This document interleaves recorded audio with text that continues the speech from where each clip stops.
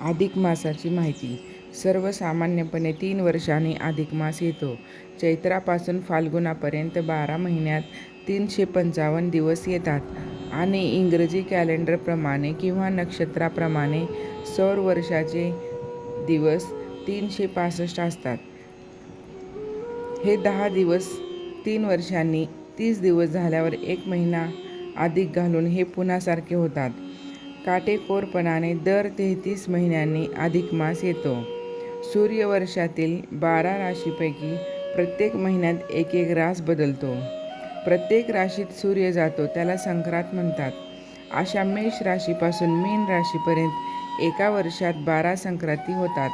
चैत्र महिन्यापासून फाल्गुन महिन्यापर्यंत 12 महिन्यात प्रत्येक महिन्यात एक संक्रांत असते.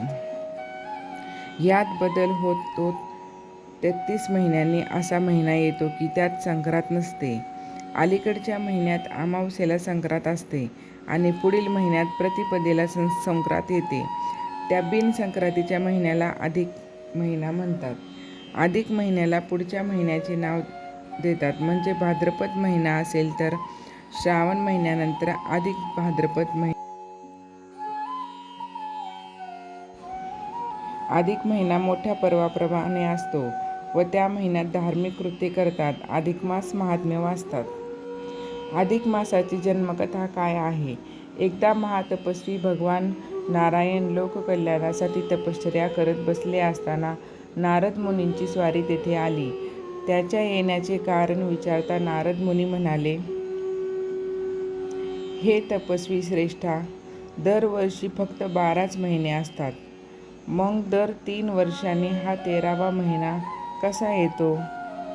कृपा करून या अधिक महिन्याची उत्पत्ती कशी झाली ते मला सांगा. तेव्हा नारायण म्हणाले, मुनिवर्या, विश्वाचे कल्याण आगर अकल्याण हे सत्कर्माच्या आणि दुष्कर्माच्या प्रमाणावर अवलंबून असते. आजकाल दुष्कर्त्याचेच प्रमाण वाढल्यामुळे ते पाप आपल्याला सहन होत नाही. अशा 12ही महिन्याची केव्हापासूनची तक्रार होते. त्या पापाचे जड ओझे 12 महिन्यांच्या पोटात मावेनासे झाले.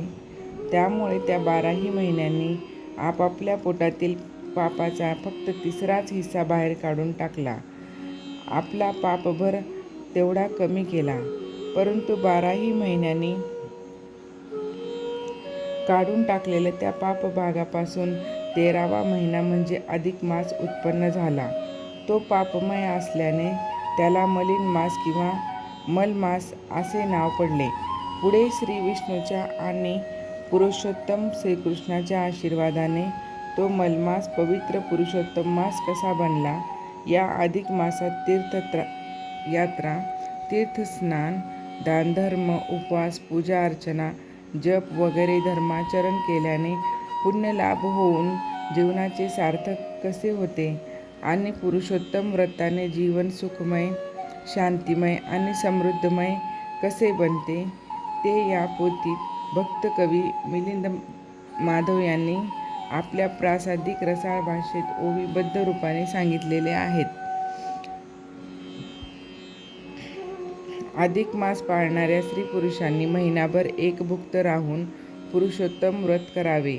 संबंध अधिक मासात प्रत्येक दिवशी या पोथीचा पाठ करावा. अधिक मास महात्म्य व पुरुषोत्तम व्रत कथा वाचल्याने अगर ऐकल्याने भगवान पुरुषोत्तम प्रसन्न होतात व मनुष्याला सुख, शांती, समाधान प्राप्त होत असते.